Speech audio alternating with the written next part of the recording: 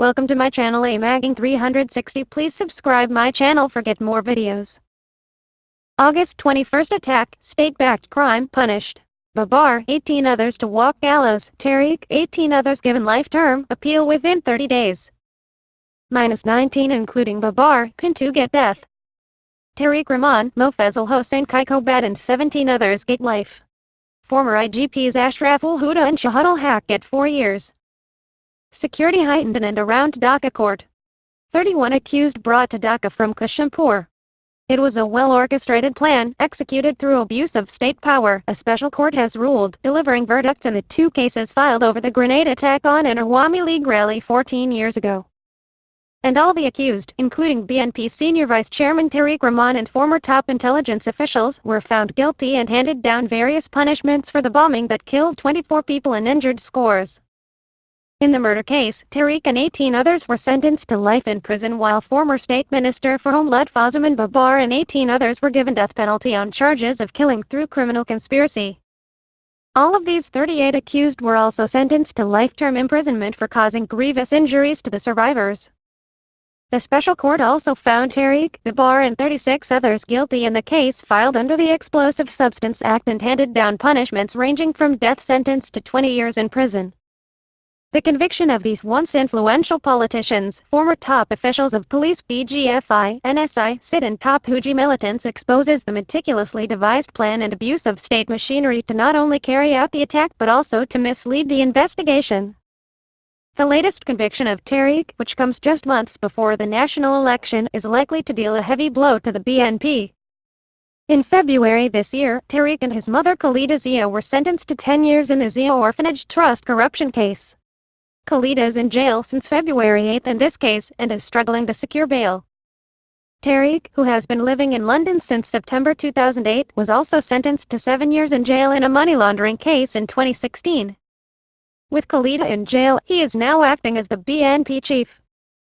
Yesterday's verdicts, pronounced in a packed courtroom amid tight security, highlighted the abuse of the state power to carry out the attack on the afternoon of August 21, 2004, on Bangabandhu Avenue. The specialized deadly Argus grenades that are used in wars were blasted at the Awami League's central office on 23 Bangabandhu Avenue in broad daylight with the help of the then state machinery, said Judge Shahid Nuruddin of Speedy Trial Tribunal 1.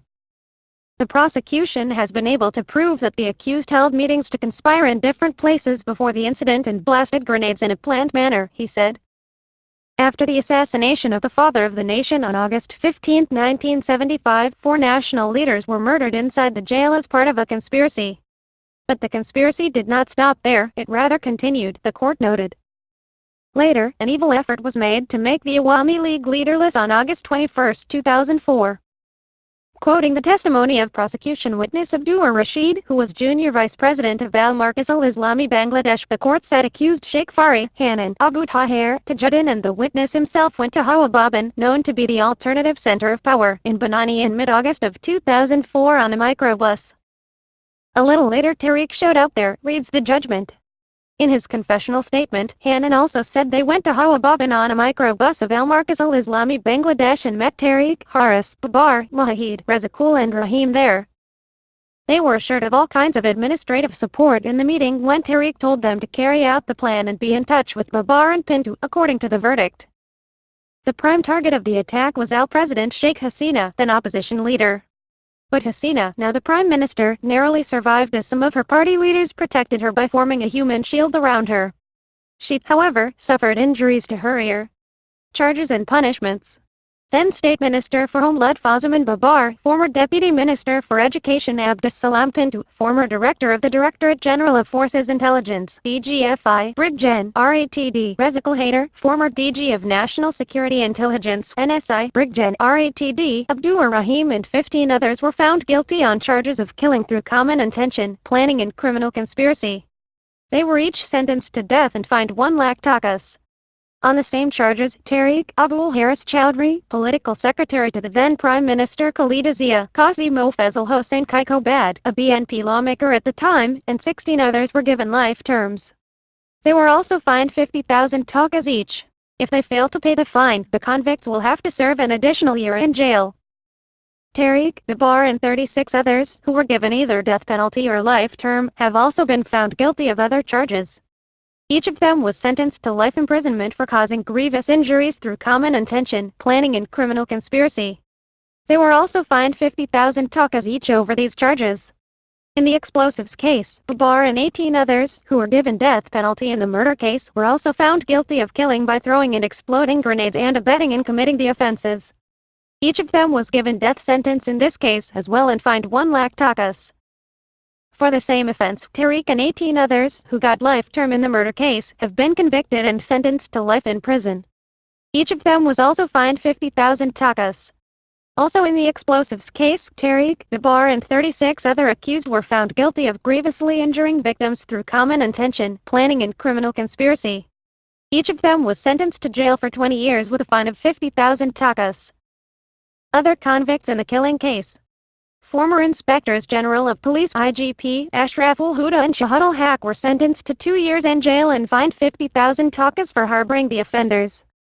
They will have to serve 6 months more in prison if they fail to pay. The court handed down the same punishment to the 2 former top cops for protecting the offenders. LT Commander RATD Saiful Islam Duke, also nephew of Khalida Saiful Islam Jordan, former DGFI official, sacked, and Majden RATD ATM Amin, former top DGFI official, were also given 4 years in jail in 2 counts, 2 years for each, for harboring and protecting the offenders. Another former IGP Kotabash, SP of Sid Ruhul Amin and ASPs of Sid Abdur Rashid and Munshi Atiq Rahman were found guilty of misleading the investigation and cooking up the Jamia story. They too were sentenced to 2 years in jail each. They were also sentenced to 3 years in prison for failing to investigate the attack properly. All convicts will serve their jail terms concurrently. The convicts were given a month to appeal. The jail term of the fugitives will start from the day of their arrest or surrender. The attack and the aftermath. Hasina was the last speaker of the rally, which was organized, among other things, to protest against violence and terrorism. As soon as she ended her speech and posed for photos at the requests of journalists, grenades started raining down all around. A day after the attack, police filed a case with Motachil police station against unnamed people. A few months later, senior SID officials made up the farcical Jamia story and detained the man from Noakhali along with 20 petty criminals. Jamia and 2 others were forced to give statements confessing their involvement in carrying out the attack, investigations later found. The actual identities of the detainees were later revealed by the media and the ludicrous nature of the investigation was exposed by the end of 2004. After the caretaker government took office, the SID submitted 2 separate charge sheets in June 2007, accusing 22 people, including Huji Chief Mufti Hanan and Abdussalam Pintu. The trial began after charges were framed against them in October that year and the court recorded testimonies of 61 prosecution witnesses. But following the prosecution's petition, the court in August 2009 ordered further investigation and a new investigation officer was assigned.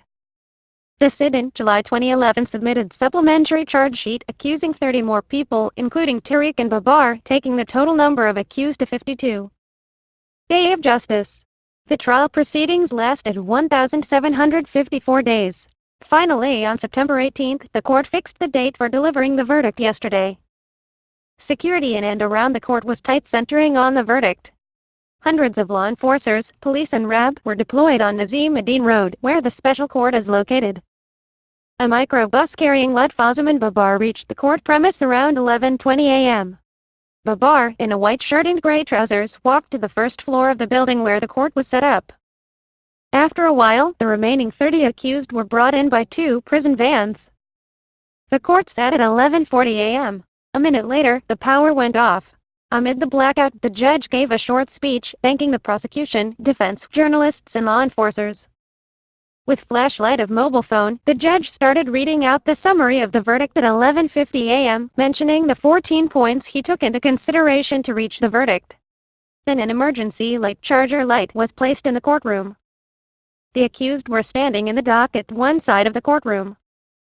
As the judge left the courtroom at 12:22 p.m., the convicts spoke to each other and to their lawyers. However, the Huji members seemed nonchalant. Lutfazim and Babar spoke to some reporters at the courtroom and claimed he was implicated in the case for political reasons. "I leave it to the Almighty," Allah will try those who implicated me in the false and politically motivated case, he said. Babar's lawyer SM Shah Jahan told the Daily Star that they were aggrieved and would appeal before the High Court. The prosecution will consider its next move after receiving the full text of the judgment. We appealed for maximum punishment for all, but the court saw it fit to hand down death penalty to some and life sentence to others, Syed Rezaur Rahman, chief prosecutor of the cases, told reporters. We will offer our reactions after analyzing the full text of the verdict, he said. We will also decide on filing an appeal after going through the full text. Some survivors and family members of those killed said they were not fully satisfied as Tarique was not given the highest punishment although he was the mastermind. Law Minister Anis al-Haq said the government would seek greater punishment for Tarique. Thanks for watching my video. If you choose my video, so don't forget like, share and comments. You would be subscribed for get more video or more news.